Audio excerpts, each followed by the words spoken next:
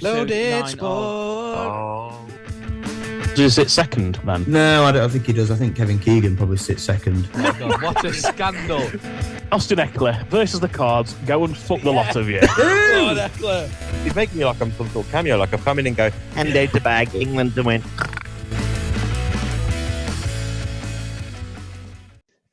Hello and welcome to episode 44 of Loaded Sport. A little bit different tonight with me hosting. Our usual host, our man with the mic, Aggie, is not here with us tonight. We won't say why, but sometimes, as we've said with the rest of us before, a little bit of personal things get in the way and we have to take time out. And Aggie has been the only one that has been consistent throughout the previous 43 episodes, and it is his time to take a little bit of a break. But we're all thinking of you, mate. And we're looking forward to having you back, hopefully, next week. Joining me tonight, first of all, we've got not the man with the mic, but the man with the hat, repping the Under Armour brand, the Dwayne Johnson apparel. Sam, how are you, mate? I'm good, mate. Forever clinging onto that sponsorship deal, aren't I? With Under Armour. You wait till I'm dripping in it. Yeah, You'll either know I've got a sponsorship deal or more just trying to trade with me on fantasy. It's going to be one or other. Yeah, possibly. Probably the latter, I'm going to guess, but hopefully make the former. Also with us tonight is Kempy, the man who will take you into the corner and break down all things combat related. Kemp, it's going to be a bumper one later on. How are you feeling? Mr. Dawson, Mr. White, thinking of your man with the mic. I'm absolutely fantastic, boys. How are you? Yeah, I'm good. Shagadelic, baby. Here we go, baby. Let's go. Kempy's Combat Corner is bumper today. So we're ready to go. We're ready to go. Save your voice, mate. Save your voice. And joining us for the latest edition of the Listener Lock-In, we've got Michael Donnelly. Michael, how are you, mate? Yeah, mate, not bad. Thanks for having me. I was going to make a joke about being the better-looking bald guy, but if Kempy's into boxing, I best not. So we'll just leave it like that. But yeah, thanks for having me, guys.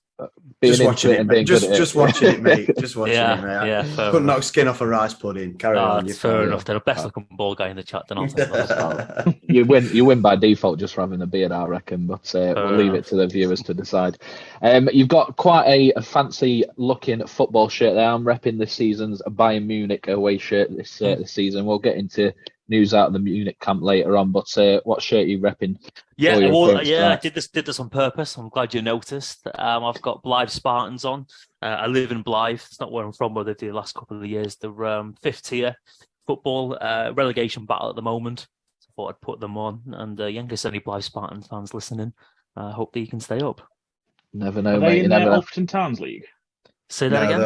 They'll be if it's step 5, they'll be National League. They're National League. Yeah. Obviously, often North, aren't they? Yeah, you're right. Correct myself. Yeah, it is the 6th tier. Sorry, so step 6. Yeah. So it's League North. Thank you for correcting me there. Yeah, so doing the same leagues as Gateshead, but Gateshead went up. So they're in. Yeah. So there you go. Yeah. Big win for Gateshead last night. They're currently the informed team in the National League. I know they're not looking at a playoff spot, but top of the form table at the minute. Won 5-2 away at Eastleigh last night. So doing quite well. They've got, I think they're at Wembley as well, aren't they? The FA Vars. So I think the North East is actually really good for non-league football. Got a few good teams in there as well. I know more for being down to Wembley a couple of times too. So it's good for that. And obviously there's a big team in the North East at the moment. Doing quite well as well. Is that Sunderland? Borough, Carrick, yeah. That's it. Don't talk about that while Kemp's around. I'll start crying.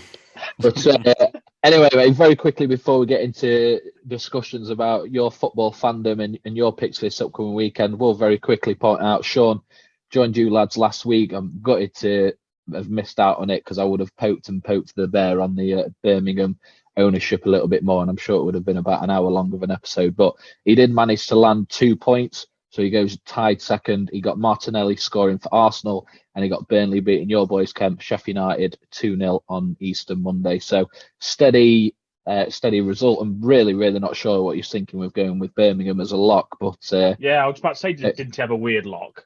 Yeah, he said that he was going with his heart and he went for Birmingham. But that's shocking. I think that was verging on a eligible wildcard pick, to be honest. He gets the win there, doesn't he, if he goes for a decent one? He goes tied first, but that's what happens when you go with your heart. But Michael, on to you, mate. We're going to open with the question that we open up with every single one of our guests. Who do you support and why?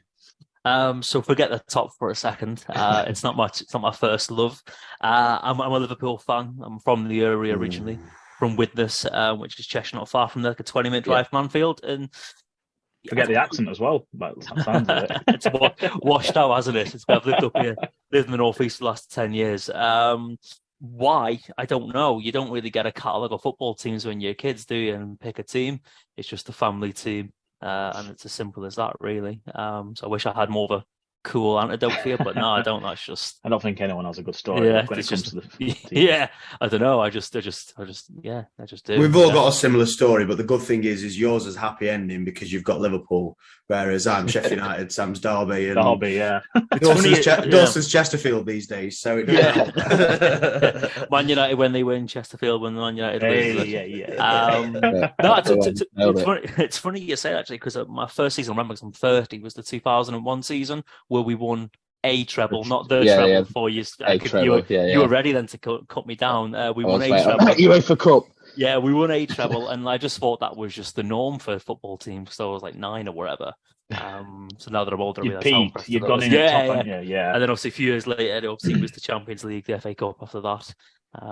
So yeah, I guess I was very blessed, I guess. But again, I didn't pick the team. I guess it was just what I had to do, I guess. Yeah, I did something similar with darts. I got in there after the Christmas Van Gogh and the 2 9s, and I got into it, loving it. And these lads are like, don't know why you bothered now. It's as good as it's ever going to get. You're never going to see that again. Peaked too early. Yeah, exactly. I mean, I say that we've obviously still had a good run the last couple of years, so it's easy to support us, I guess.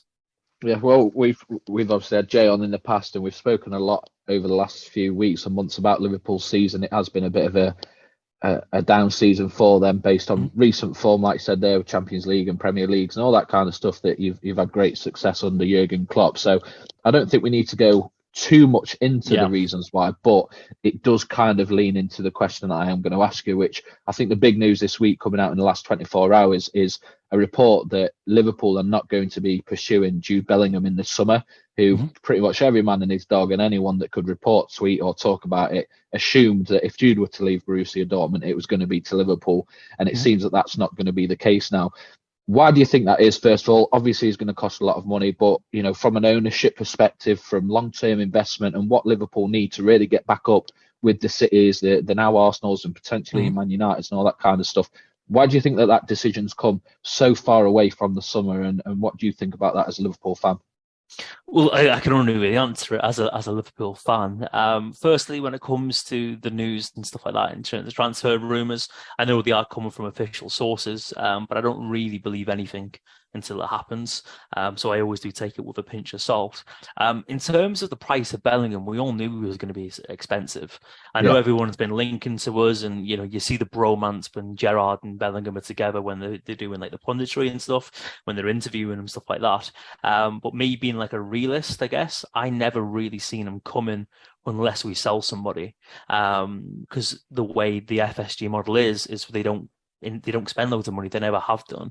The players that we've got, like in terms of Van Dijk and Alisson, that was on the back of Coutinho. So I can only really see us spending that much money is if somebody was to leave. And with the exception of Salah, I don't really think anyone's in Liverpool's team they could sell for that much money to even get a Jude Bellingham in. So that's my opinion. I hope I'm wrong. I'm wrong quite a lot. I hope I'm wrong and they sign him. But then even if they do sign him, is that the answer? Because there's a lot of holes in that ship at the moment. And will he plug all the holes? I think they made a good decision myself. Like you say, he's going to cost. I dare say he's going to cost between 120, 150 million, I think. And the logic they're going behind is obviously they've already got 2 favourites, Caicedo and Rice. There's alternatives. I think that would be a better move for them anyway, because it's not a one-man job. I think Liverpool are far from just one man coming and turning their midfield around. I think they need a whole new midfield. And I think getting 2 players, 2 60, 70 million pound players potentially, I think would be a better idea than just Jude Bellingham on his own. But I think it goes even deeper than that, to be fair. I don't think they just need a whole new midfield. I think they also probably need a centre-back as well. You look at Van Dijk in the past few months, he's not looked the old Van Dijk. Canate, I don't think is reliable on a regular basis. The less said about Gomez, the better. Matip is a steady player, but is he top level? Probably not. So I think they probably need a centre-back as well. And it's quite obvious what Liverpool need. They need a rebuild. Everybody knows that. They've still got some really effective forward players with the signing of Gakpo. Darwin Núñez is kind of coming into his groove a little bit. But for me, they really need to, like you said, Sam, plug a couple of holes in midfield and probably get a centre-back as well. And if you're going to spend all of your transfer budget, if you can afford him on Bellingham, then you're leaving those gaping holes again for next season when you might not qualify for Champions League again. And it causes all these problems. So there's no way that Liverpool aren't going to invest. I know you mentioned FSG there. It's difficult sometimes, but Klopp signed a new deal not too long ago. He's going to have had some guarantees in terms of investment. I'm sure he is. So the wise thing is what they've done. And it pains me to say, because I'm not Liverpool's biggest admirer, but they've done the wise thing, in my opinion, in saving that Bellingham money in a sense, and maybe signing 2 or 3 top class players that can really start off this rebuild rather than throwing all their eggs in one basket.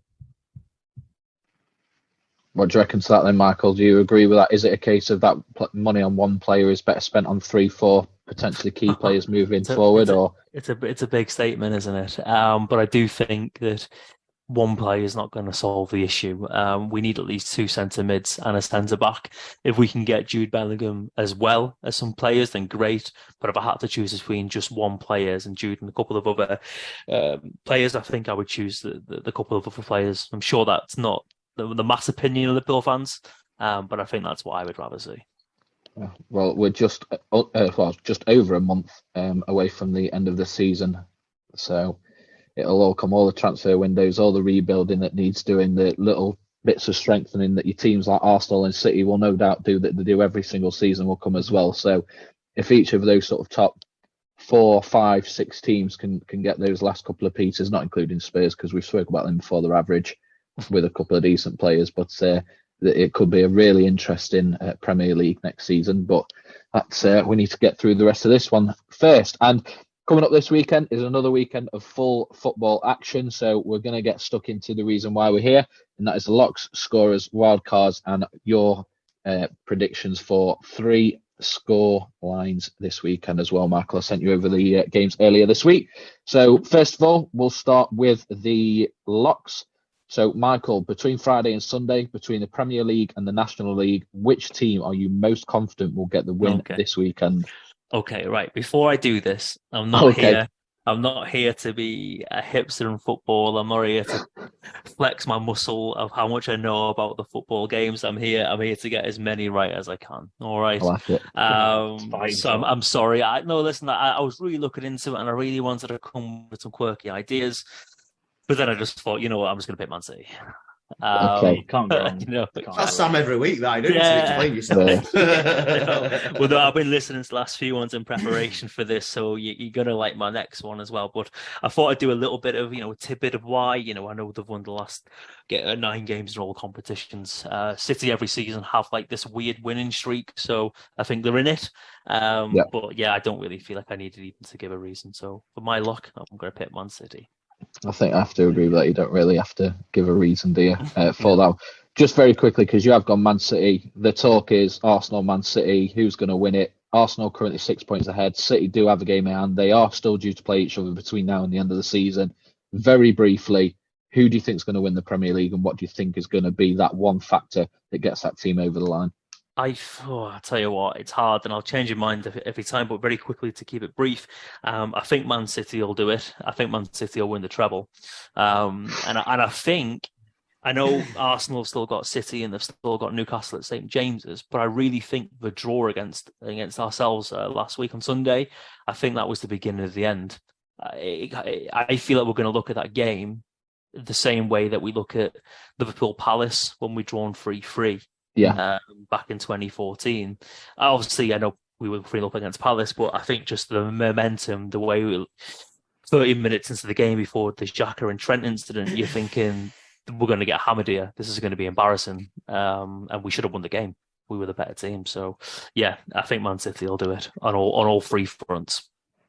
Fair enough. Kemp is still the lone man on the side of Man City, but anything can happen between now and the end of May. But so you've gone Man City, which speaks for itself, as you mentioned there. I have spun the wheel for the rest of us, and up first for the locks this week is Sam.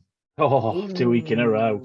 I think I've gone with quite an unpopular one here, and it's one that you've essentially just slagged off. And I've gone for Spurs at home against Bournemouth. Mate, I'll be honest, they were my first choice. Was they? Yeah. City was obviously my first choice, so that went straight out the window.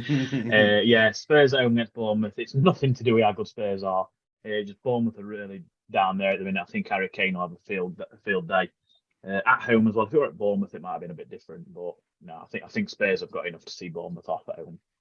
That's fair. A good game at probably the right time for the off-field stuff that's going on. But they have been in good form. We spoke about it already. The stuff with Conte was off-field, and on the pitch they were still, for the most part, delivering pretty good form. So, no, like I said, that was my number one pick this week. So, well with you there. Next up, Kemp. Oh, thank you very much. I am going to go with a victory for Ipswich at home against Charlton Athletic. Kieran McKenna has been quite highly spoken about since he left the Manchester United setup, and he's done pretty well at Ipswich. I think they're in the promotion chase, as it were. I don't quite think they're going to do it. I think they're a little bit too far behind, but I'm going to go from them to beat Charlton this weekend. So Ipswich are my lock of the week. That's very fair. Now, obviously, that means I'm next, and I'm going to go against everything that I would normally. I am pretty strong on the lock, so I'm actually going to take Chesterfield to beat Eastleigh at home on Saturday. As I mentioned earlier, when Michael, you were mentioning Gateshead, Eastleigh lost 5-2 last night against Gateshead. They're not in great form. Chesterfield, for the most part, in the last 6 weeks or so, have been in much improved form, although I did watch them on Saturday and they were absolutely shocking in the second half. Ain't got a chance in the playoffs if they play like that again. But I'm going again this Saturday, hoping for a much better performance and ultimately a better result. Confident enough for me to take them as my lock this week, which means I'm first up for the scorers. But first, Michael, of course, you get first pick, and I'm really hoping you haven't taken up my first pick. Right. Sounds like he has. So what I had to do, guys, to find this scorer is I had to dig really down the leagues. I found the player, guys. I don't know if you've heard of him or not, but he used to play for Gateshead, actually, and he got moved to a team called Notts County. And he scored, I believe it was like 41 goals in the league. Yeah. I don't know if I'm pronouncing this right. I don't know if you guys have heard of him or not. But he's called Macaulay Longstaff. I thought I'd pick him. I think he's got the odd mention on the podcast, mostly by me. But yeah, absolutely. I must admit, until you mentioned Gateshead, I thought he was going Haaland. I was quite confident in going Haaland until he played for Gateshead. I'm like, wait. Yeah, Sam's very quick on scribbling it. I honestly think at this point, Macaulay Longstaff's been involved in loaded sports so much that we need to look into, you can sponsor a player. Loaded Sport need to try and sponsor Macaulay Longstaff next season because he's been a common feature on loaded sport. So you'd imagine the level he's at, and with all due respect to the level, if you maybe reached out to him on socials, he'd probably see it. You could maybe get it, get a retweet. Maybe. Yeah, Macaulay. We'll look into that tomorrow. He is on Twitter, Kemp. You were on our Twitter page, so it might be worth you tagging him when the episode's out, and him being the cult hero that he is in the loaded sport universe. But very happy, mate, that you haven't took my pick. I know I said I usually mention Langstaff, but I haven't gone for him this week. And I have gone, and I'm going to guess this is Sam's pick because he does like this approach, but I've gone for Harry Kane at home against Bournemouth. Horrible man. In great form, he's scoring goals for fun, going a bit under the radar in the Premier League, top scorer race with obviously Erling Haaland running away with it. But again, I think he scored in his last 6 games. So yeah, I'm more than confident. You said it yourself, Sam, earlier that he should have a bit of a field day. More than confident that he'll get at least one on Saturday. So yeah, Harry Kane for me, which means Kemp, you're next up, mate. And to be fair, I thought you were going to pick Haaland, so I was going to go somewhere else. However, you didn't, so I'm going to go with Haaland. What I was going to say is I was going to pick Iliman Ndiaye for Sheffield United, and the reason I've said it and I've not because I know Sam's not going to pick Iliman Ndiaye because he was left out of the shortlist for the Young Player of the Year in the Championship, which I think is absolutely outrageous, and I think he's fuming about it. So I was hoping he was going to get Illiman and Jai, yeah, cart horse. So that was my reason, but I'm sticking with Old Faithful. Erling Haaland is my boy. You're after that tick, mate. That's fair. So, Sam, no Kane to pick, no Haaland to pick, no Langstaff to pick. All the favourites are gone. So I've got to revert to last week's. So I picked Julian Alvarez of City last week. I had fully aware that he was never going to start, and I backed him anyway to come off the bench. And within 5 minutes of him coming off the bench, he have scored. And I'm going to back him to do the exact same again against Leicester. I think they could potentially even start him. I think, obviously, with the Champions League just battered Bayern. I don't know what they're going to do with Haaland. They probably will start him, to be fair, but I think Alvarez will definitely see a good half an hour, and I think that'll be enough for him to. I think if it was a close first leg with Bayern, I think there would have been a bigger chance of Alvarez starting. But because they've kind of, they've sort of battered him at first leg a little bit, I think they can afford to play the key starters. So yeah, but last week he came off at bench and bagged for you, mate. So yeah, you're saying he did do it again? No, I'd say it did me right last week. So I'll put my faith in him once more. Great stuff. Michael, on to you to the wild cards. The only caveat is that they have to be, they can't be the favourite in their game with the bookies. Who are you going for to get an upset this week? With you. I haven't checked the bookies, but I'm assuming with the team that they wouldn't be favourites, but obviously correct me if I'm wrong and I'll pick someone else. But I have gone for Leeds to beat Liverpool. Yeah, I was thinking about that myself, to be honest. I don't think it's horrific. I think he might just have enough to beat him, but... Are you happy with that against your team? No, that's absolutely fine, mate. You're going against your team, which happens on a rare occasion, but what's your thought process there? Well, to be an anomaly to that rule, I bet against Liverpool all the time, which was going to go down like a lead balloon. But my thought process is if we lose, I'm upset, but then I get a bit of money out of it as well. But my thought process essentially is Liverpool have won 3 games this season away from home. Leeds got absolutely battered last time they were at home by Palace. And I feel like they need to put it right. Liverpool were not playing for anything. And obviously Leeds are down in the relegation. And Leeds won the reverse fixture at Anfield. So I feel the more I've described that, it's not really much of a wild card. I feel like it's justified. Listen, Liverpool might turn up and we might actually smash them. But yeah, if Leeds won 1-0, I don't think anyone would be shocked.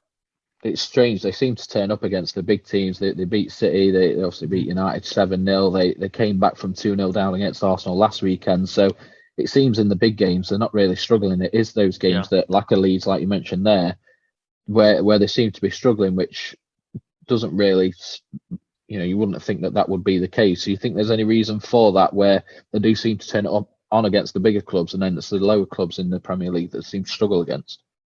I'm not a tactician, but maybe it comes down to how they play. So obviously when they're playing the bigger teams, they don't expect to have the ball as much. But what I kind of find when we are playing at the moment is our midfield's just not present, is it? I find we're really easy to get at. So yeah, I'm trying to think of an answer to your question, but I don't know. I wish I knew. I wish Klopp knew, more importantly. But no, I have no idea. I guess they just turn up on the occasion because the fans turn up. But when we're playing Leeds in Ellen Road, you're not going to get the same kind of attitude from the fans as you would at, Arsenal or Anfield and stuff like that. So that's my only thing, but I can't really give you a logical answer on that. I wish I could. No, that's fair. Well, we know which way you're going to be leaning on the score prediction shortly, but before we do that, we'll do our wild card. Sam, you are up first for this one, mate. Who have you got for an upset this weekend? I am going to go for Bolton away at Oxford. Oh, you fucker. Is it? If Kempy going to pick it, you're onto a winner, mate. We know what he's like.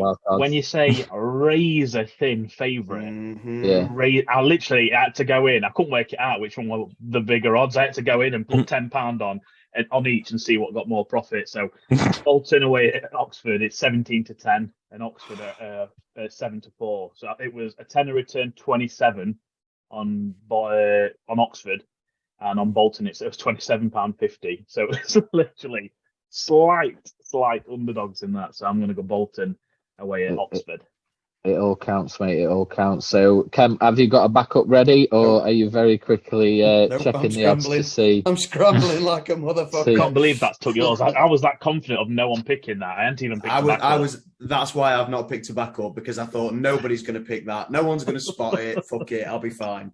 And I haven't got a backup, so you're better off coming back to me if that's all right. Leapfrog draft. Leapfrog draft. Yeah. We are nearly at draft season, aren't we? And Sam, I've actually got a razor thin pick as well myself. I'm going to take Barrow to win away at Swindon in League Two. Swindon are in pretty shocking form. They've lost the last 4 games. Just looking now, they've not won in 2, 4, 6, 8. They've not won in they've gone up without a win in 8, should I say? Sorry. Barrow, pretty good form as well. They've won 3 out of the last 4. Pretty good form over the last 10 to 20 games. They've only won 2 of the last 5 away games, but I think it's one of them games where they could get a win, because Swindon are in absolutely shocking form in League Two. So I'll take that. Have I bought you enough time, Kemp? No, but fuck it. I'm just going to do it anyway. Snatch it. Fuck it. I'm going to go Burton Albion at home against Sheffield Wednesday. Jesus. Just fucking heart. I'm all that heart, is baby. Pure heart, that is. You're fucking so anti-Wednesday, you. I watched, well, yeah, of course. I watched Wednesday against Oxford, I think it was, last weekend. And Wednesday did not look good. And my entire family are all Wednesday fans. I went to a family party and I was cheering when Oxford scored, so that didn't go down very well. But yeah, I was talking to a few of them about it, and Wednesday are at 6s and 7s at the moment. They have that amazing run, but they've dropped off the boil significantly. So I'm not saying Burton Albion are amazing, and I'm not massively confident that they're going to do the job.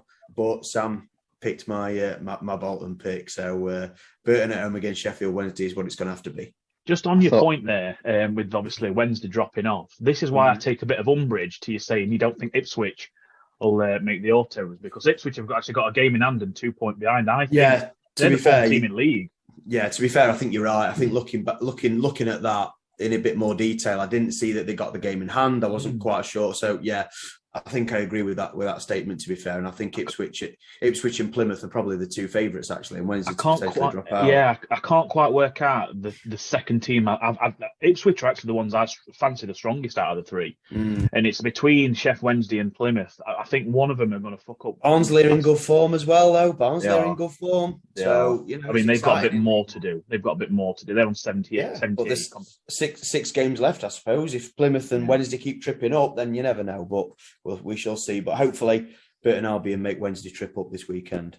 And hopefully Derby beat Wednesday on the final day of the season to make the playoffs. We're going.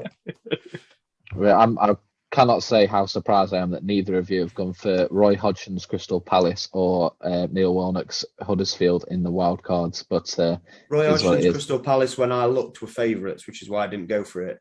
When I looked, they were not. So maybe that's changed since. But yeah, when I looked. Interesting. But yeah, anyway. So, Michael, onto your score predictions. We've got your lock, score, and wild card. You've already spoiled that you think Leeds will win at the weekend, but what do you think the score will be? So I think it'll be close. I think Leeds will win 1-0. Okay, so cagey game, scrape it, park the bus. Yeah. Liverpool get frustrated. Salah might miss a pen. Nunes might almost score. He's so good at almost scoring. He's amazing. It's incredible. If you get half a goal, for various chances, it would be in a better position. But yeah, 1-0 Leeds. I'm gonna sit my neck out and say that. That's fair. And then we'll the next 2 games we'll cover the title race. 2 very big games. We've already mentioned, or you've mentioned that you've got Man City as your lock. Do you think it's going to be a very comfortable runaway win, or do you think it might be a bit of a cagey one, like when Company scored that top bins a few years back to scrape a 1-0 win? Yeah, the goal that stopped Liverpool from winning the league, people would argue. That goal. Yeah. Thank you for bringing that up. No, I think it's quite ironic that the person that's took over Leicester is named similar to a comedy actor, Adam Sandler, because they're a bit of a joke, aren't they? I think Man City are going to stuff them. I've got 5-0. I really can't see Leicester getting anything, and yeah, I think Man City is going to have a field day. They could literally put on the second team, Mahrez, etc., and they'd still put a few past them. So that's 5-0. Just a note in history, that is the biggest score prediction that we've had on the lock-in so far. So we'll see how that goes for you. It shouldn't be too far off, really, when you're taking recent form and everything else. But If it's 6-0, I'm going to be absolutely livid. We will see Saturday evening. And the final game Sunday, the first kickoff of the two games on Sunday, West Ham versus Arsenal, London derby. Arsenal trying to keep that gap between them and City, assuming that City will get a good win and keep that pressure on. What do you see Arsenal doing when they travel to West Ham? It's one of those now, isn't it, this time of the season where West Ham are obviously fighting to stay up. But I think Arsenal will be too much for them. I've put down Arsenal to win 2-1. And the reason why I've done that is I believe I've seen like a graphic on Sky Sports recently that Arsenal have got a really good record against other London teams. Don't know it's a hand. Like I said, you guys are the expert on this, not me. I'm just a fan. But I do believe they've beat most of the Chelsea London team. So yeah, that's what I've gone for. 2-1 to Arsenal. That's fair. I think everyone's beating Chelsea at the minute, aren't they? So yeah, just got Chelsea on the brain. Do you remember when that Ukrainian player, I can never pronounce his name, he made his debut against Liverpool and everyone was like, oh, he looked good in. And then we've just not seen him since. It's funny how life works out, isn't it? It is. It absolutely is. So just to confirm your picks for you then, you've got Man City as your lock, you've got Langstaff as your scorer. I think everyone will agree you might be onto a 2 straight away there. And then you just need at least one to get to tie at the top of the leaderboard. Leeds as your wild card. Leeds to beat Liverpool 1-0, City to beat Leicester 5-0, and Arsenal to get an away 2-1 win against West Ham on Sunday. But we will, as always, discuss those picks next week. 3 is the score to get to the top of the leaderboard, or 4 is the score to beat it. But I'm sure you'll be happy with at least one and not being on 0 like Jay did right at the start of our locking competition. Yeah, I think a minimum 2. I think the fixtures are being kind to me. I think anything below 2, I'm going to be very disappointed with. That's a good mindset to have. But really appreciate you coming on, mate. And enjoyed talking about all different levels of football. And I'm sure Kemp enjoyed the Blythe Spartans mention. I'm sure at some point he's been in and around the area on Football Manager, trying to get people through the ranks. But never get anything away at Blythe. The bastards, bless them. It's just too close to the sea. It's too windy and cold, isn't it? But listen. Thanks for having me, lads, and enjoy the rest of your pod. Take care. Just cheers, before mate. You go, mate, We've got one more question for you, which is the question we ask everyone, and I've not told you about this, but who is your sporting hero and why? Well, I've got like 5 seconds to think of one, haven't I? I'm not going to do the obvious. Obviously, being a Liverpool fan, I'm not going to say him. Jamie Carragher. I'm going to go for Jamie Carragher instead. Yeah. It's one or the other, isn't it? It's one or the other one. So yeah, I'm going to go for Jamie Carragher. Reason, I'm a defender myself, obviously amateur defender. And what I like about him is I felt when I was watching him as a kid, he was never the best player, but he had a big heart and a big attitude. I met him once in person and he was so lovely to me because I was quite, what's the word, shell shocked. I was a bit, oh my God, it's Jamie Carragher, and he was really cool. Got a photo. Yeah, that's the word, starstruck. So yeah, I'd say Jamie Carragher for that. And it's probably the only book I've ever read. I read his autobiography, so that's quite a nice solid one as well. pundit too. Yeah, good. Just about to say that how you described him was very similar to Gary Neville. So try and be unbiased, but who do you think's the better pundit? I think when it comes to issues, social issues in particular, I would say Gary Neville. I would say to analyse the game, I would say Jamie Carragher. Very interesting, mate. Very interesting. But yeah, I'll tell you what, as a Man United fan, I still do think back at Carragher hitting the post from about 30 yards out in his last game and think, if I could have one good Liverpool memory, it would be that going in top bins. But yeah, I'll leave it with this, really. I think who else could spit at somebody and still have a job? Spit a little girl, nonetheless. Yeah, exactly. Yeah. Most people be in jail, but he's still a Sky, and thank God he is, because other than Mika Richards, he's probably the most entertaining pundit out there, isn't he? And what a note to end it on. Michael, again, mate, absolute pleasure having you on. Take care, mate, and we'll speak to you soon. Cheers, bud. Thanks, Michael. Cheers, mate. All right. Bye. Right. Speaking of football, lads, we've had some Champions League action midweek. Straight on, no rest for the wicked. Straight on, no rest for the wicked. I'm running out of liquid. I've got a nice little Capri Sun squash tonight. But yeah, Champions League this week, lads. And quite a bit of drama coming out of it. Very quickly, we'll start with Tuesday's action. Inter Milan winning 2-0 away at Benfica, which is a great result for them to go back to the San Siro with. And then I suppose the main event, Pep Guardiola hosting his former club Bayern Munich, recently parted ways with their manager and brought in Tuchel, and they get a big 3-0 home win. So first of all, Sam, I'll start with you, mate. What do you think about that result? What does that say about Man City's intentions in Europe this season? And then we'll get into the post-match news and drama after. Dominant, very dominant, mate. I watched the good majority of it, to be fair, and they were absolutely. I don't think I've ever seen a team as head and shoulders above Bayern as they were, and it could have been so much more. There were so many scrappy goal line clearances. They were just desperate, and yeah, I think it's an absolute statement. And I kind of do fancy him now, for the Champions League. I know they are favourites, so it's not exactly a great statement saying that, but it's City in it, and they've never won it, so I do think it still is a big statement to make. It's a huge one, mate. That's what they've banked everything on now, and it is getting that Champions League win. All or nothing a season with Manchester City. No, I do think this is their time. I think they've somehow had a bit of a step back in the league in terms of quality. Obviously, they've constantly been playing catch up all year, and it's just typical that this is the trade-off they've made. They're not going to run away with the league. They've come back a bit in the league, and now they can compete in the Champions League. And I think that was always going to happen. I don't think they were ever going to dominate the league and then go and dominate the Champions League.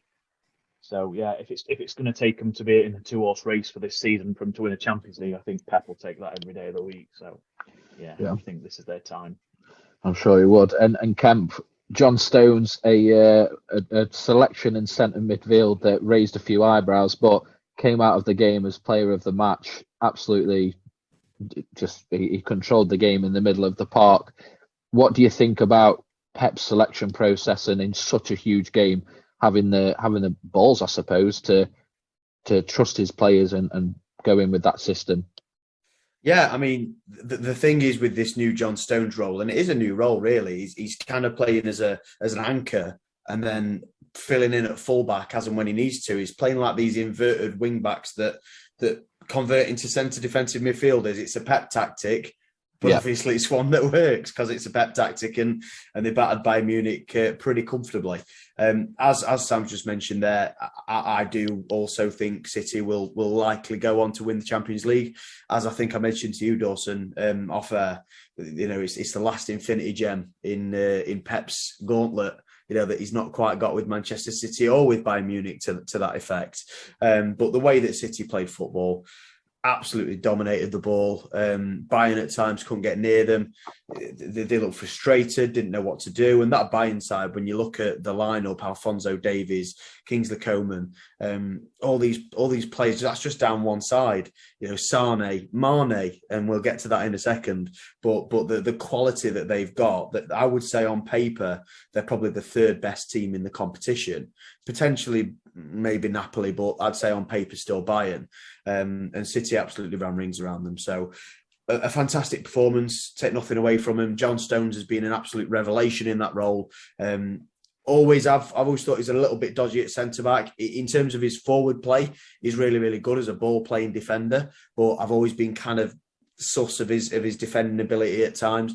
But I think playing him in this role where he's an anchor and then he just needs to drop in as and when required, I think that's absolutely perfect. And I've heard a few pundits mention that Pep's got it dialed in now. It's almost as if he's not messing about anymore and he wants to really, really have a go at it.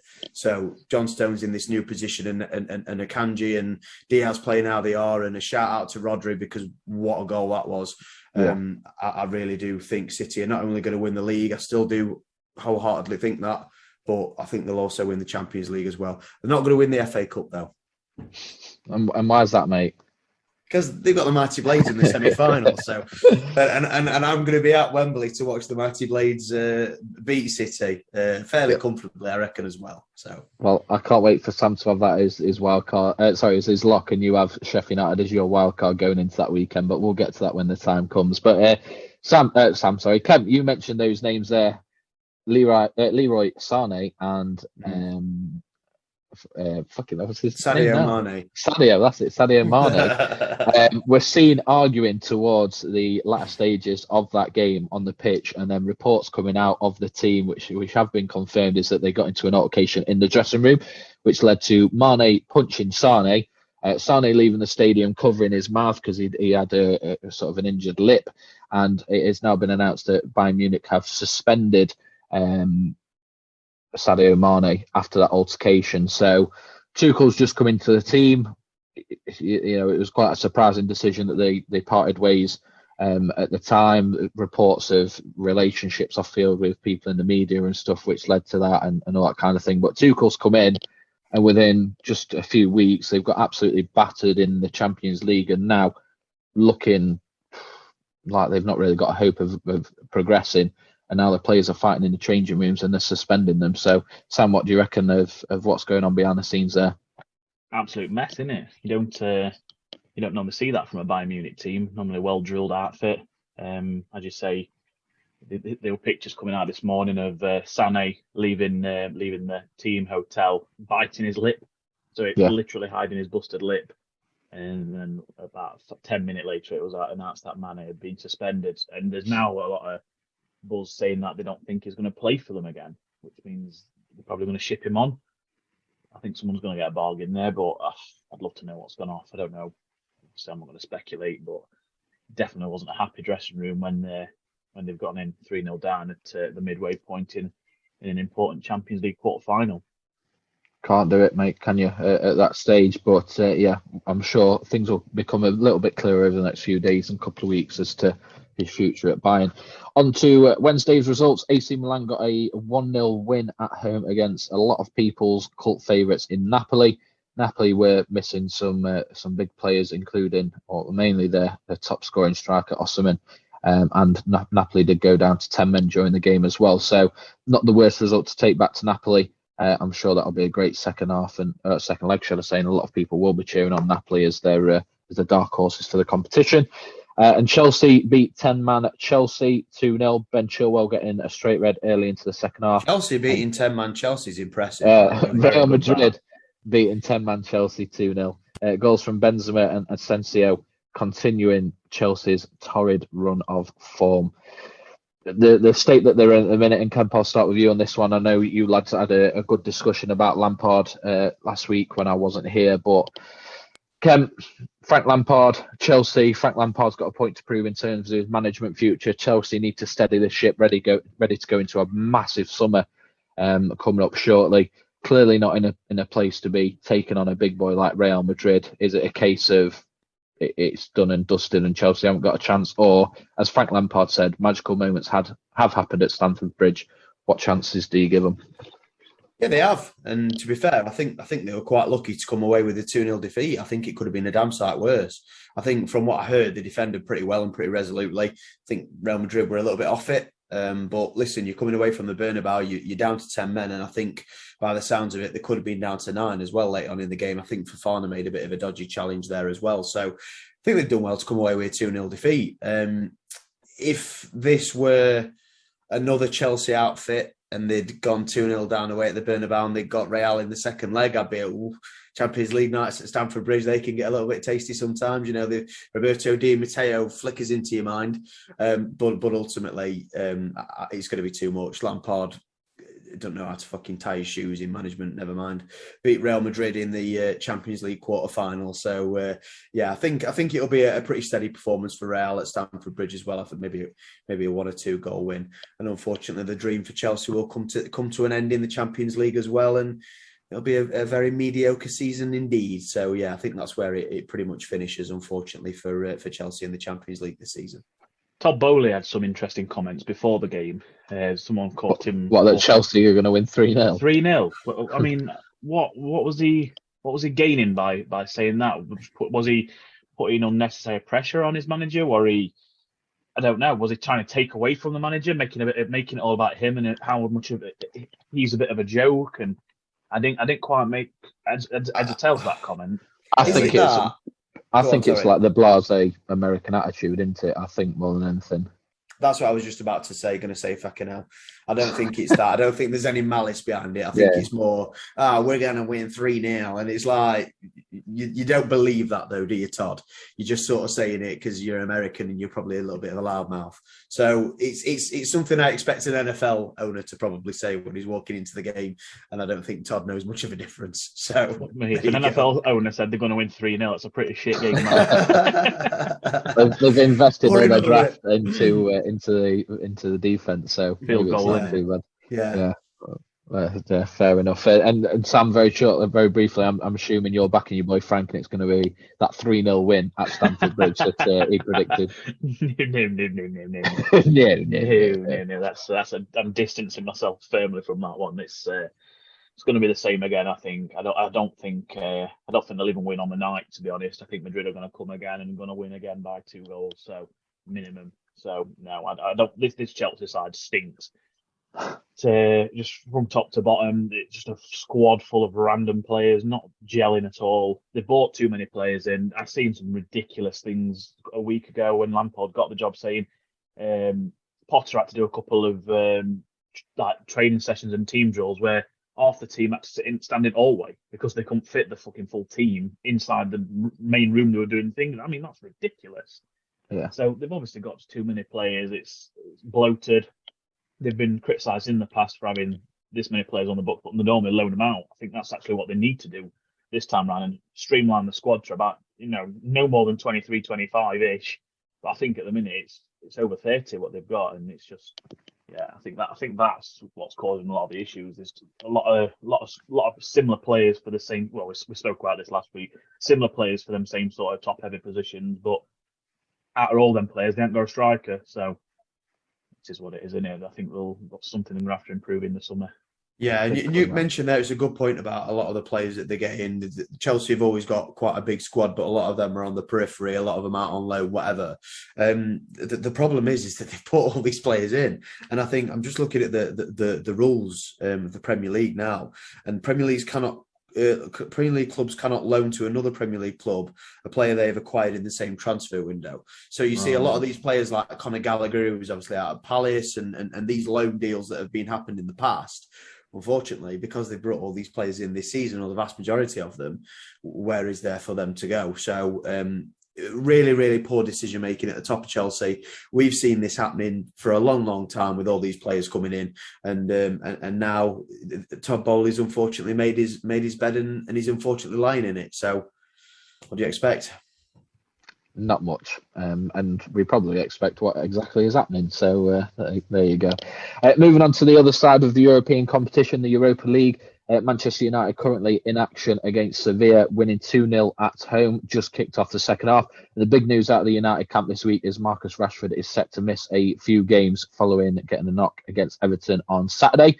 Sam, what do you think? I've just said they're up 2-0, so it probably would have been a bit of a different conversation 45 minutes ago, but they're obviously playing in the Europa League against a tough side in Sevilla, who they lost in the Europa League final to a couple of years ago. They've got Brighton in the FA Cup semi-final coming up shortly. We know the cup competitions is their big focus for and their opportunity for success.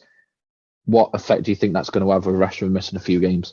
Yeah, I don't know if you've been noticing me looking down to my right over the night, but it's purely because I have actually got it on my phone. So that's why I've been keeping my eye on throughout the evening.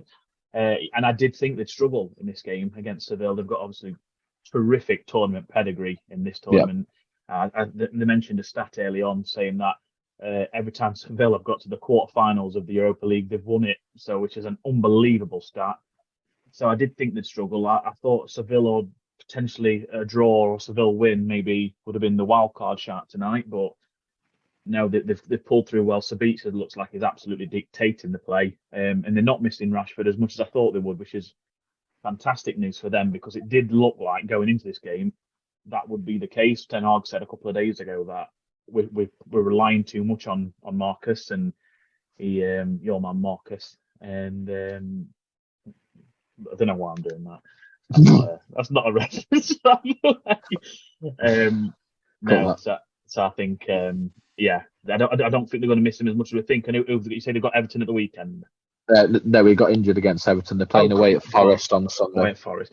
Away at Forest. I mean, Forest at home, they're like the only time they're competent, aren't they? So it could be a potential banana skin for them. But if Martial can keep playing as we know he can, then I think they should win that one as well. Yeah, I'm inclined to agree. We'll not touch too much into the title race because we've spoke about it a lot. But a City win, Arsenal win is what Michael went with. Sam, do you agree with that, or do you see a different outcome from the two games and that current state of play changing? City winning the league? City winning and Arsenal winning at the weekend, and how it stands staying the same. Or do you think anything will be different? City 100% winning that. Yeah, it's Arsenal. That's the dodgy one. I think if they're going to win the league, they've got to win. It's as simple as that. They're going to West Ham, who need 3 points to survive. Arsenal drop points at weekend. They can't afford to drop points 2 weekends on the bounce. So I think they're going to have to go to West Ham, guns blazing. I think they will, actually. I do think they will. This is the game that's going to, I think, test their mettle and see what they're made of, really. If they're going to falter, it will probably be this game. If they're not going to falter, this is going to be the game that's going to, get their heads back, as you do with a little head point, get your head back in the game and push on with the final, however many games. What is it, 5 or 6 games left, something like that? 8. Oh, is it 8? More than I thought, actually, but yeah. Fair enough. And Kemp, I'll come to you for my next question because it is related to the Championship. Burnley sealed promotion last weekend, so they will go up. Not confirmed champions yet, but more than likely to happen. 14 points clear. Yeah, so I can't see it not happening, but until it's official, it's not official. Sheffield United do seem to be pretty comfortable in that second spot, but Burnley confirmed to be up. They got absolutely battered by City, which we know there is a big gap between them. But early signs, you'll have seen quite a bit of Burnley this season with you following them alongside Sheffield United. What are your sort of early predictions for their chances of survival or potentially more next year? It's all about investment. It's as simple as that. They've walked away pretty much with the Championship this season. They've lost 2 games and they've played 40. So that's just ridiculous. It's a ridiculous start. And Vincent Kompany's come in there. And I think when he came into Burnley, he sort of said, I want to get Burnley playing football. And everyone laughed at him. But ultimately, he has. They're playing some really good stuff. And apart from a bit of a capitulation against us where we beat them 5-2, I think it was, they've done pretty well. Sam, you're looking beautiful there, by the way, I must say. Just hovering yourself up over the camera, looking like a hippo, looking like the eyes of a hippo out of the water. I think Burnley have done really, really well, and it'll come down to that investment. Yes, they've been head and shoulders above everybody else in the Championship, but ultimately, you've seen teams before that have done that and then have really struggled to stay up in the Premier League. So as long as they get a decent little bit of investment behind them, make a few signings, a few loan signings that could probably want to make permanent. Teller, for example, from Southampton on loan, he'll probably want to go permanent. Southampton will probably go down and they'll swap places. So that's probably a good signing for them. But as long as they've got Kompany at the helm and they invest where they need to invest, I think they'll stay up pretty comfortably. And then comes down to others in the Championship, and who knows who that's going to be. So we'll see. He's got his brothers coming through academy, isn't he? Teller. He looks a sharp player. Pennon. Oh, Jesus Christ!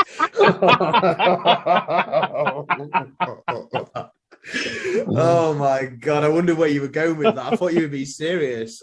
I saw Kemp side-eyeing, loading Football Manager up ready to. I've got him in my player search tab already. I tell you. Brilliant. Well, lads, a lot of football going off this week and to come this weekend. Really enjoyed going through that with you. But Kemp, it is your time, mate. It is time that me and Sam get the blankets, get cuddled up, and tuck ourselves into Kempy's Combat Corner. We've got some UFC talk. We've got some upcoming UFC talk. We've got some boxing talk, and we've got some novelty fights to speak about yet again. But Kemp, take it away, mate. Yeah, welcome back to Kempy's Combat Corner. There's a lot to cover on this edition, so I'm going to keep it fairly short and sweet. But ultimately, there are things that need covering. So first of all, UFC 287 that took place last Saturday, Israel Adesanya against Alex Pereira for the UFC Middleweight Championship of the World. Israel Adesanya, in some eyes, shocked the world.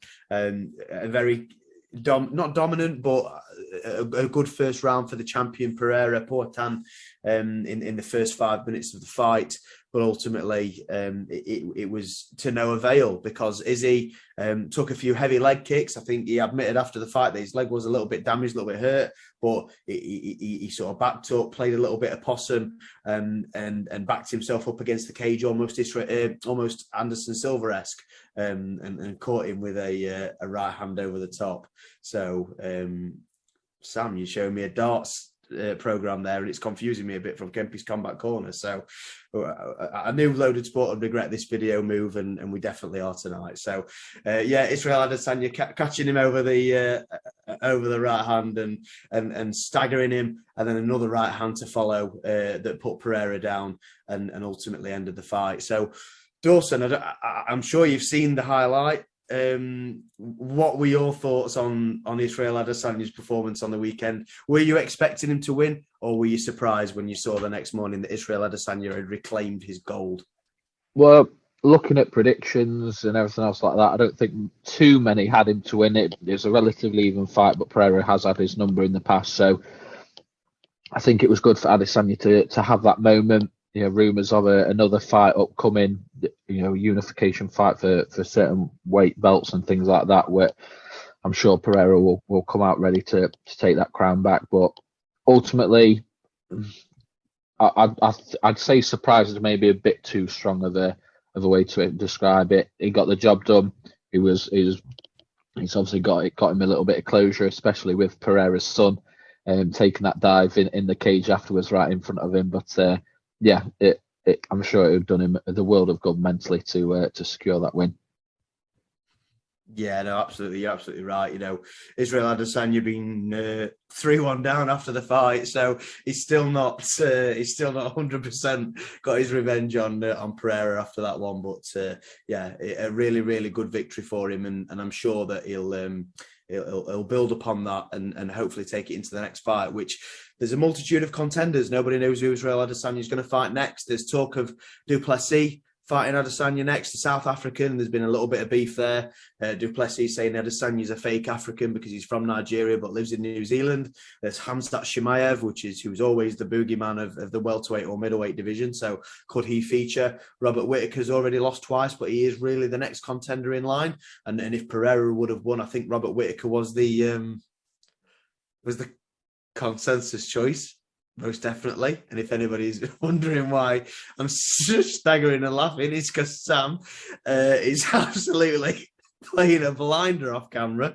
I can see him, you can't, and he's definitely doing his best to put me off. But we're professionals, and even though I'm laughing, we will carry on. Honestly, what an absolute share out if it sends gallery version this time. I wonder if you can change it. I'll not be able to release it. Yeah, no, you wouldn't. You definitely wouldn't be able to release what we've just seen on camera there. Fantastic, great. Thank you for that. We'll have to kick him out soon because he's really, really damaging me. Sorry. He's really damaging me now. But yeah, UFC 287 was a really great show. Jorge Masvidal retiring in Miami after losing against Gilbert Burns. So a decent end to his career, but he didn't get knocked out. He lost to the points decision, but it was what it was. I'm going to try and speed through this as quick as I can because I honestly don't think Sam will let me get away with much more. Max Holloway versus Arnold Allen. Arnold Allen is a Brit, and he's fighting this weekend against the former featherweight champion, Max Holloway. And it's definitely a fight that's going to either make or break Arnold Allen's career. I think he's on a 10-fight win streak, and beating a former champion in Max Holloway will surely put him to the forefront of that division and fight the winner of Yair Rodriguez and Alexander Volkanovski. So fight night this weekend. I can't quite remember where it's coming out of, but it's going to be a decent show. One of them where the main event's really the main event, and there's not really much else to talk about on that card, but we will see if Arnold Allen can get it done. Boxing, and it's nice to report on something, a fight actually happening rather than just all out of the ring politics and bullshit, which we've all been hearing about for the past few weeks. Joe Joyce is fighting against Zheli Zhang, I believe you pronounce his name. Both 6'6", both hit like an absolute train, built like a ton of bricks, you might say. And they are absolutely going to go to war, hopefully this weekend at the Copper Box Arena.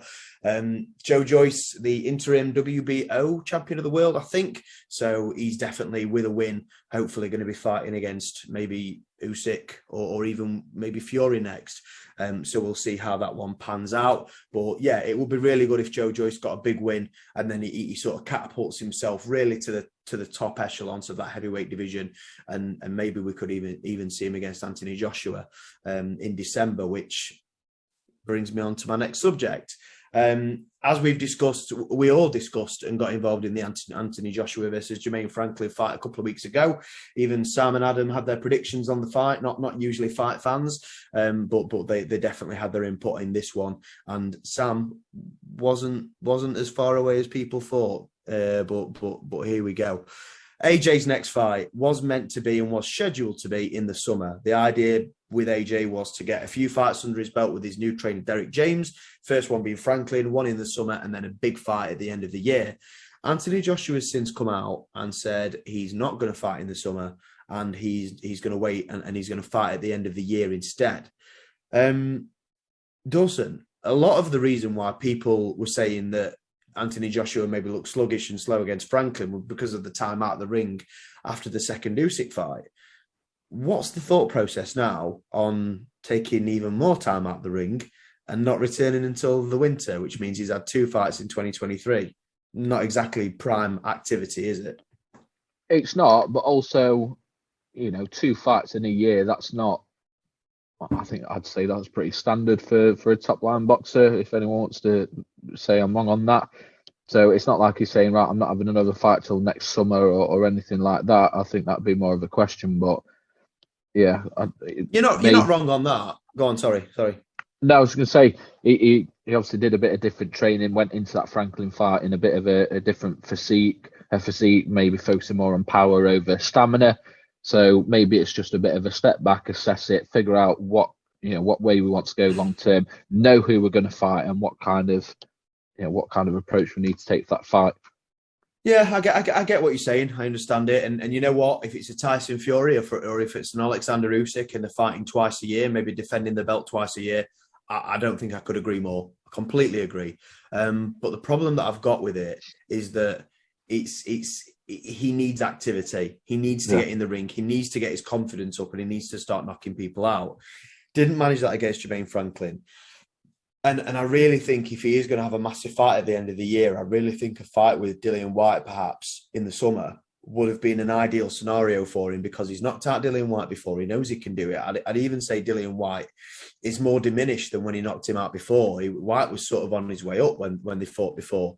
So a fight with Dillian Whyte in the summer would have really been an ideal situation, in my opinion, for Joshua to really get himself in that mix and say, right, okay, I've struggled against Franklin, but I've just knocked out Dillian Whyte. So you've seen my progression with Derek James in 6 months, and then they can build the fight off that, the big fight at the end of the year off that. But now, the big fight at the end of the year, they're building it effectively off of a performance against Jermaine Franklin, which a lot of people thought was lackluster. So, what's AJ's confidence going to be like going into a potential big fight at the end of the year? And B, how do they build that fight? Because that performance against Franklin was pretty subpar. So how does Eddie Hearn sell that fight to the masses if it is a Joe Joyce or a Tyson Fury? New Dawn Part 2, innit? New Dawn Part 2. I think that's what he needs to sell that. I think if the thing with AJ is, and I know I've said he's overrated, and overrated doesn't mean bad and all that kind of stuff, but if over the summer or early autumn or whatever it's announced that he is stepping in the ring in December, wherever it is in the world, against an Usyk again, or against a Fury, or against a Joyce, or whoever, that fight will still sell. As much of my personal opinions on AJ is, you put him in the ring against one of those 3 fighters, that will sell. That will sell out the arena that it's in, wherever it is in the world. That will do strong pay-per-view buys. It is if he does end up against another Franklin where you're expecting him to win and it is more of an exhibition or it's not a top-tier fight, that will be the problem of selling tickets, selling pay-per-view buys. So if he's coming back in December or whenever he's coming back, that's fine. But for me, it has got to be one of those big 3 or 4 fights, and anything else won't be enough. But I think that's the issue, though, isn't it? If it's going to be one of them big fights, then he needs a fight before then. Like Kemp says, he can't come off the back of that and jump straight into bed with a Fury or a Usyk. He can't do it. He needs another fight before then, I think. And Yeah, and I agree. And you just mentioned Dillian White's name there. For me, it makes perfect sense to have Dillian White against AJ, maybe in the O2 Arena, 18,000 capacity. Not expecting him to sell out a stadium. It's not going to do ridiculous numbers. It's going to do decent pay-per-view numbers though, because there's still pretty bad. There's still bad blood between the two. And then, like I say, and Sam, I completely agree with you. AJ knocks over Dillian White, and then you can really build a fight, and you can even get even bigger pay-per-view numbers, and you can even build a bigger fight after that. But Dawson, I completely understand what you're saying, and I completely agree. If Joshua fights Wilder or Usyk or Fury, maybe Wilder or Fury more than Usyk, because we've seen that fight twice before, it will sell out anyway. And I think that is a luxury that you've got when you've got a cash cow like AJ, who is still a massive star. That is a luxury you've got. You can put him out when he's not at the top of his, the top of the tree, and he will still sell pay-per-views, and he will still get, he will still put bums on seats, as it were. So make an excellent point there, Dawson. You really do. And now we finish Kempy's Combat Corner with a little bit of bullshit, but on the other side of things, you're still going to watch it. A Stockton badass is going to definitely get my eyes on the product. It was announced a couple of days ago as we record that Jake Paul, the problem child, coming off of his points loss against Tommy Fury, will be fighting Nathan Diaz, the former UFC fighter, first man to beat Conor McGregor in the UFC, shook up the world, and he wasn't surprised, motherfuckers, when he did so. Nathan Diaz, Stockton 209, fighting Jake Paul in a boxing match, his pro debut. It will be at 185 pounds, which is middleweight for MMA. I'm not sure what it is for boxing, maybe cruiserweight, I think it might potentially be, or light heavyweight, but it doesn't matter. It's Jake Paul versus Nate Diaz. It's the two names. That's all that matters. I've just said it's going to sell whatever it is, mate. It's going to sell whatever it is, and I think it's a really. That's why, and I'm sorry to interrupt, but as someone that is a little bit more casual, a little bit out, this is why I can see the frustration from boxing fans so much, because we've just said it then. AJ, you put him in the ring, no matter if he's on a downward trend or he's past his best or whatever, you put him in the ring with that top 3, 4, maybe even 5 fighters, it will sell. It's the name. This is a fight that people want, or these are the fights that people want to see. And it's, as you've said in the past, it's the politics that's stopping that. And as much as it's hurting the fans, it's hurting the fighters just as much, because it's their legacies, it's their paychecks, it's their futures. Boxing will only pay them for a certain amount of time. Like any other sport, it's not something that you can pay until you're retired in your 60s and 70s and set yourselves up for life, unless you're a top level fighter who can earn a lot of money, and you're cheating yourself out. Nate Diaz, Jake Paul, who gives a shit about the rules? Who gives a shit about the weight class? Who gives a shit about anything that's going on? You want to watch it, and that is what it comes down to. Yeah, and Jake Paul's absolutely hit the nail on the head. It's perfect matchmaking for him. He's come off of a loss against Tommy Fury. He lost the fight. Everybody who watched the fight will agree with that. And everybody sort of thought when Jake Paul does lose, because we knew that he was ultimately going to lose, no matter what he said, where does he go from here? And I think this is a really, really good step for him. I think it's a risky step for him, because Nathan Diaz is no slouch. But I think it's a good step for him in the next stage of his career. And if he does beat Nate Diaz, he can then go out and say, Tommy Fury, I want that rematch. I want to come and knock your head off. And then they can build that fight again. Dawson, Nate Diaz, a legend of MMA. The Diaz brothers go back in UFC and MMA folklore and history, Nate and Nick. I'm not surprised, motherfuckers. How do you see this boxing match, Nate's pro debut, going when they lock horns? I think it's August the 5th. How do you see it going?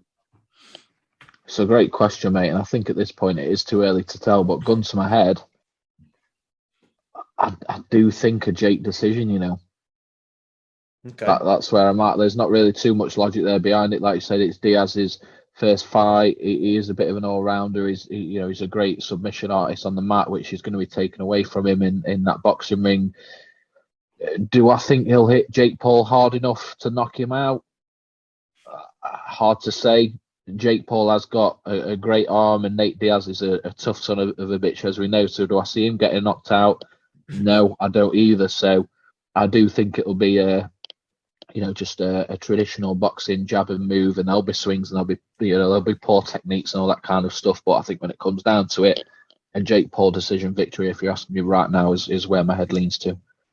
Yeah, I get it, and you're absolutely right. Jake Paul has got more experience in boxing than Nate Diaz in that sense.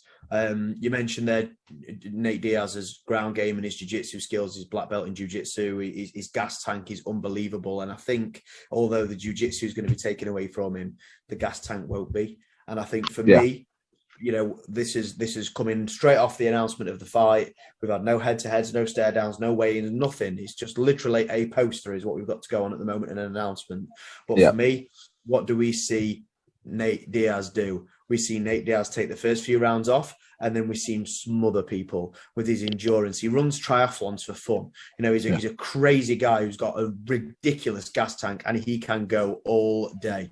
So for me, I think Jake Paul will start really well and maybe hurt Nate in the first few rounds. But Nate is a crazy guy. He's got a chin beyond compare.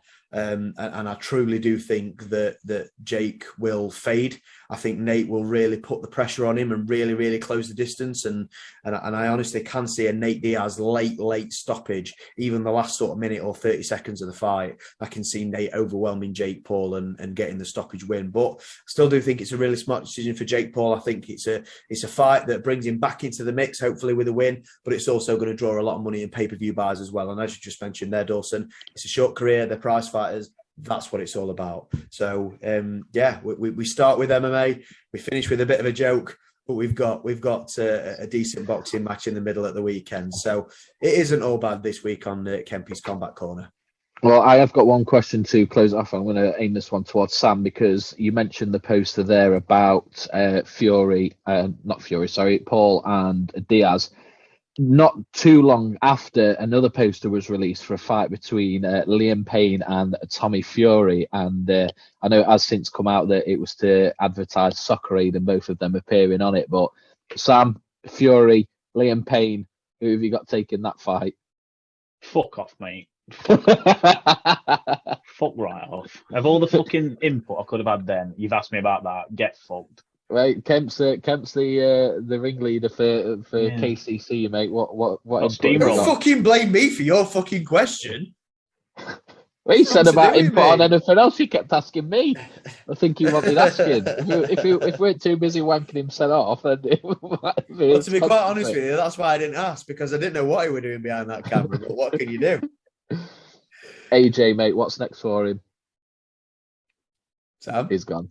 He's gone. He's gone. Sam?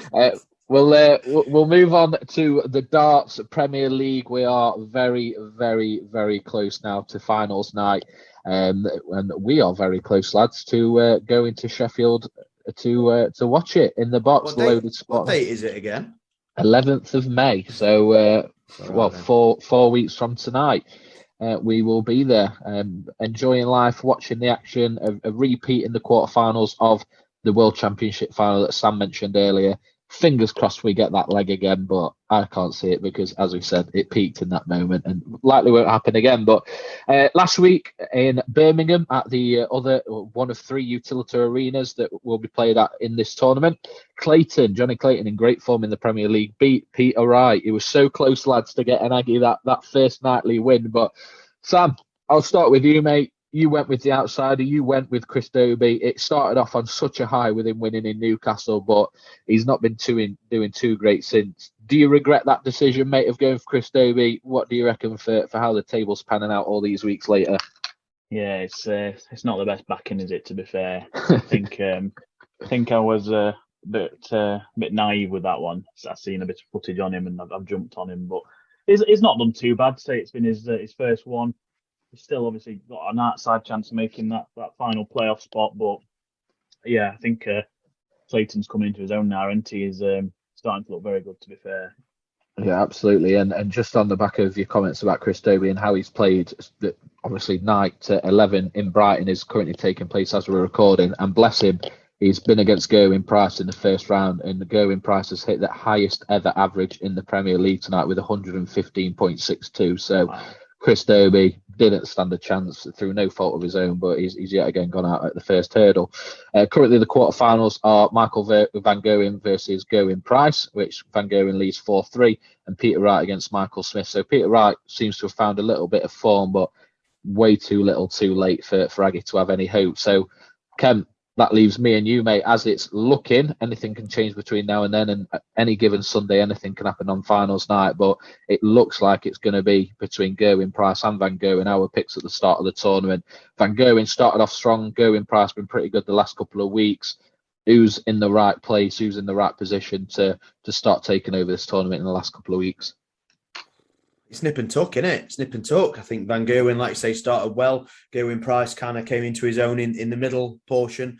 I think Michael Van Gerwen might win a couple more nights towards the back end. I think he might have taken a few weeks off, and then he might be sort of rearing himself up to have that big push again at the end. So I can see Michael Van Gerwen winning a couple of nights. It wouldn't surprise me if he won tonight, actually. I think, gun to my head, I'm saying that Michael Van Gerwen wins tonight as well.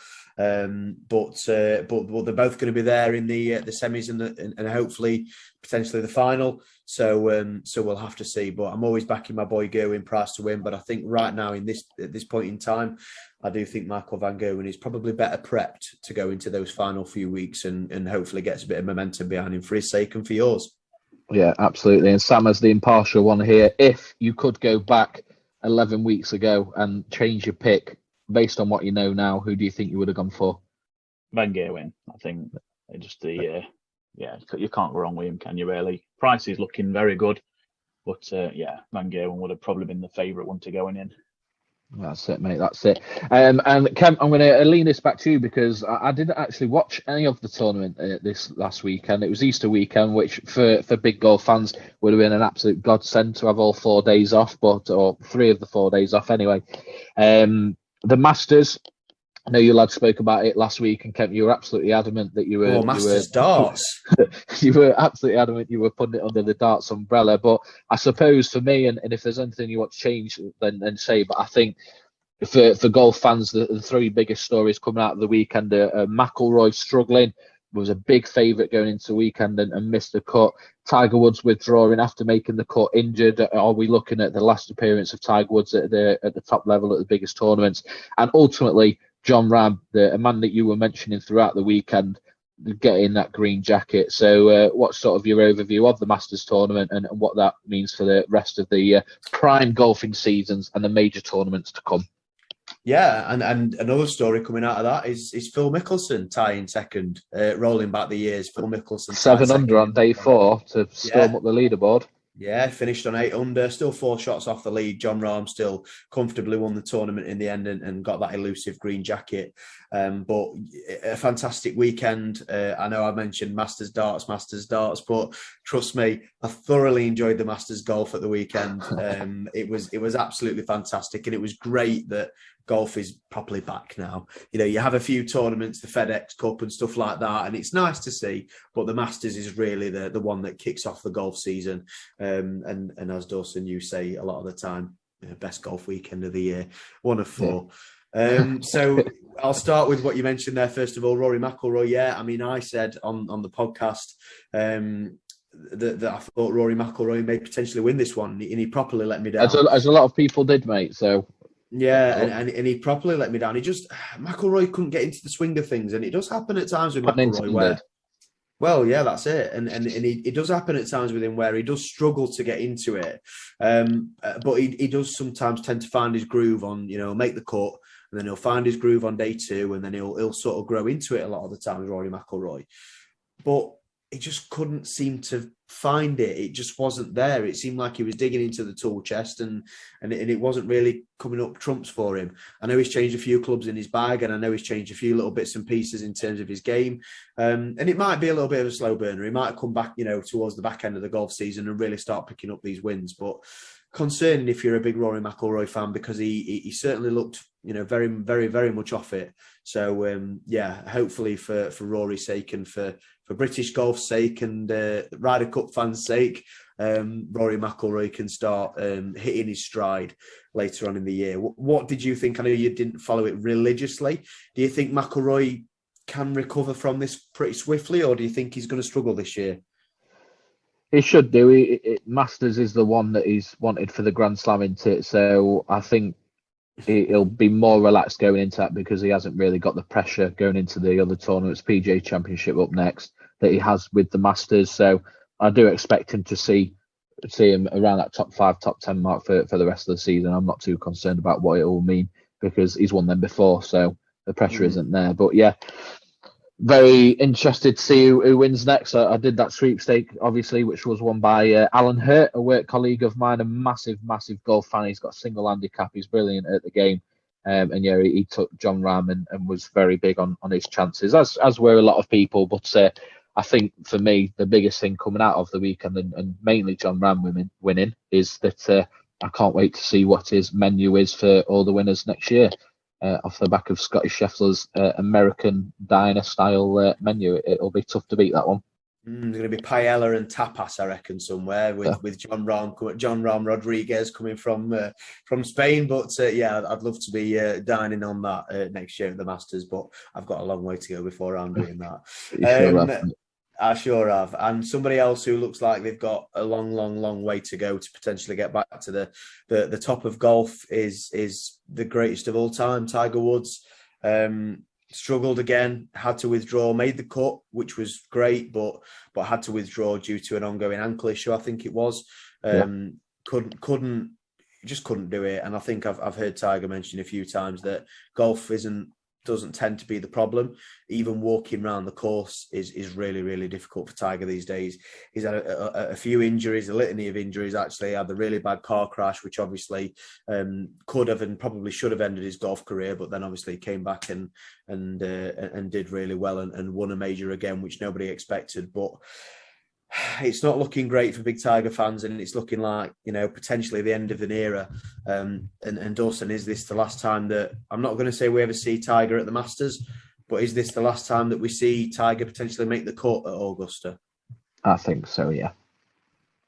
Yeah, short and sweet. I completely agree. I think he's come to the point in his career now where done it all, won it all. He's struggling on his ankle. It honestly wouldn't surprise me if maybe next year, probably not this year, but next year was his last Masters perhaps, and he went out with a bang, and hopefully made the cut again and had a real good send off. So all the best to Tiger, and fingers crossed he can do it again and have a good season for the rest of the season. But yeah, as you mentioned, John Rahm ended up running away with it. It was John Rahm and Koepka who were sort of neck and neck going into the final round. Play did get called off at the end of the third day, or the sort of halfway of the third day, and they had to resume play on the fourth day and had to resume play in the third round and go from there. So a lot of golf played on that final day, Dawson. It went into the night, and John Rahm took over from Koepka and did really well. I think he went 3 under on the final day, and Koepka unfortunately went 3 over, which not only eliminated Koepka's narrow lead, but ultimately cost him the tournament, with Rahm going round in 65 in the first round, which is absolutely fantastic. 69 in the second round, ooh la la. 73 in the third round, and 69 in the fourth round. So pretty consistent there. And he finished on 12 under in a pretty dominant performance. So how do you see this affecting things, shaking it up? Do you see John Rahm potentially as, getting on a bit of a streak now and winning a few majors, taking that away from Scheffler, who obviously won the last major tournament, and looked pretty well doing it? Anything can happen, mate. Only time will tell. And with the live golfers not really playing top level golf, it's really going to open up the opportunity for non-live players to start, picking up multiple majors, I think. But we will see next month with the PJ and what that means for the rest of the season as they start to head over here for the Open. We certainly will, yeah. And just a shout out as well for one of the amateur players at the Masters. I can't remember the guy's name. Sam Bennett. Sam Bennett, that's the one. Yeah, Sam Bennett, an absolutely fantastic showing. And I think on the third day, he was still in with a bit of a shout, bless him. So, still an amateur, so nobody was expecting him to win. And it's pretty much unheard of for an amateur to get that far. But yeah, he did really, really well. So a big shout out to Sam Bennett, the amateur, getting as far as he did and doing as well as he did there, Dawson, because it looked for 1 minute that he might have had a shot. Yeah, well, I have no idea what his name is, mate. I just gave you a random name and see if you'd run with it. So no, I'm joking. Well, it is Bennett. I'm joking. I'm joking. And I'm going to say, when you said it, I'm going to say fucking hell, when you said it sounded really familiar. So you did make it up. Well done. No, absolutely not. But yeah, I completely agree. Now to close the show, Sam, I'm going to, again, pun intended, swing back round to you now. I wasn't on last week's show, but you wanted to really get stuck into your thoughts on the latest with Aaron Rodgers, Green Bay Packers, New York Jets, and now with only 2 weeks left until the draft, a week later from that discussion about what you thought would happen, what you'd want as a Packers fan in terms of compensation, there's been absolutely no updates, no further updates of where that is going. As I mentioned there, 2 weeks away from the draft, no updates now for quite a few weeks, to be fair, not just this last week.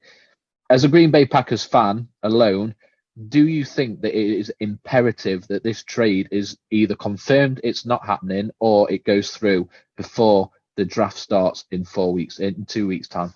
As a Green Bay Packers fan, no. As a Jets fan, yeah. I think it's far more on them than it is on us. We've already got our guy. We've already pretty much said it's going to be Jordan Love. Rodgers, it's going to be expensive for us. He'll just end up sitting there, redshirting him for the year. Don't get me wrong, it'll be the most expensive red shirt in history. Do you think if Rodgers stays, he doesn't play then, or? So Villa just scored. No, he won't play. No, I don't think he will. I think we've already committed. We need to see what we've got with Love at the end of the day. The Jets have come out multiple times, and they said it again this week, that it's not a matter of if, it's a matter of when. So They keep coming out with these sort of statements. And then yesterday I'm reading that the Jets and the Packers front office haven't spoke to each other in weeks about this trade, so that's helpful. That's concerning. Yeah, so I do think it's more on the Jets than it is the Packers. We've got our guy. It's not like we're scrambling. It's not like it doesn't matter what decision Rodgers make. We're set for the year. Our plan is. So it's completely on the Jets. I don't know why they're dragging their feet with it, because they're obviously going to want to know who's their number one guy going forward. And if they're coming out with statements like it's a matter of when, not if, it's we'll put your money where your mouth is. Then I think they're trying to get him on the cheap, and obviously I think everyone's thinking that the Packers would have just let him go and kind of roll over and get him away for next to nothing, and that doesn't seem to be the case. So I'm fully, shockingly, team Green Bay on this one. I don't know what the Jets are playing at. If they want a player as badly as they've made out they want him, well, come and get him then. You know what I mean? It doesn't exactly look great, does it? They're not pulling up trees to come and get him. So that's just my 50 pence on that. Yeah, and both teams with a top 15 pick, which we know could be the difference between a playoff run or a really genuine championship run.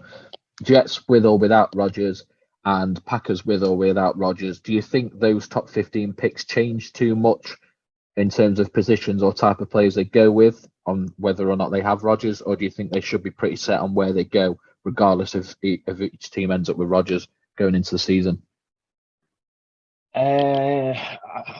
Again, Packers, I don't think it alters anything, whether he's still on our roster at the time, whether he's not. I think we're still going to be again. Well, I can't even tell you where we're going to go in this draft, to be honest, with that number one pick, because we've got quite a few needs. Left tackle's a big shout. Defensive end's a big shout. So I don't think it's going to matter to us too much whether he's there or not. I just think the Jets, they've already got a decent wide receiver core, so I wouldn't have thought Rodgers being there or not would have made any difference to draft another one. I don't think they'll use another first round pick on another receiver. Obviously after Garrett Wilson on last year. No. It's difficult to say, innit? Because what position would you think the Jets would take regardless? For me personally, I think they want to be focusing on either line, defensive or offense. And to be honest, if they get Rodgers, I think they should lean more towards the offensive line. If they don't, then I don't think it really matters. But it's such a huge game changer, isn't it? If they do get Rodgers, do they get him an extra weapon? Do they get him extra protection? Do they get that really big defensive piece for a real strong playoff and championship run? Or if they don't and they go into it with Zach Wilson, do they think, right, we really need to focus on getting him an extra piece in terms of a wide receiver or a tight end, which is quite a strong class this year? So I think I agree with you. I do think it affects Jets' first round pick more than it does Green Bay's. I'm quite intrigued to see if they do start Rodgers, Green Bay, if he does stay. But you will obviously read more sort of inside reports and news articles leaning on what's going on behind the scenes and what they might do. But yeah, I definitely think this trade affects Jets' approach in the first round more than it does the Packers. Yeah, it's something nobody wants to see. Rodgers still in Green Bay, as daft as that sounds.